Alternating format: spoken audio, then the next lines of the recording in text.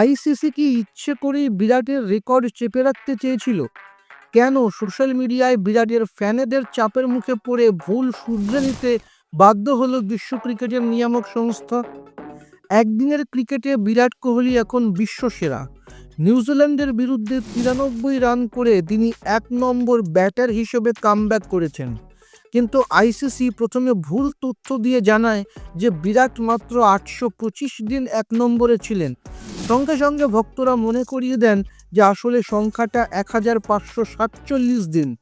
ICC তাদের ভুল স্বীকার করে নতুন তালিকা প্রকাশ করেছে। এখন সবচেয়ে বেশি দিন 1 নম্বরে থাকার তালিকায় ব্রায়ান লারা ও ভিভ রিচার্ডসের পরেই বিরাটের স্থান। ভারতীয়দের মধ্যে বিরাটই সবার সেরা।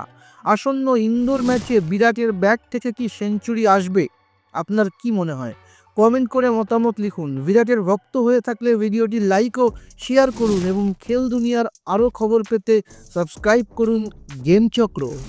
আপনার নিজের জন্য বা নিজের ব্যবসার জন্য পার্সোনাল বা বিজনেস ওয়েবসাইট তৈরি করতে চান অথবা তৈরি করতে চান আধুনিক মোবাইল অ্যাপ, কোথায় যোগাযোগ করবেন, কিভাবে শুরু করবেন বুঝতে পারছেন না?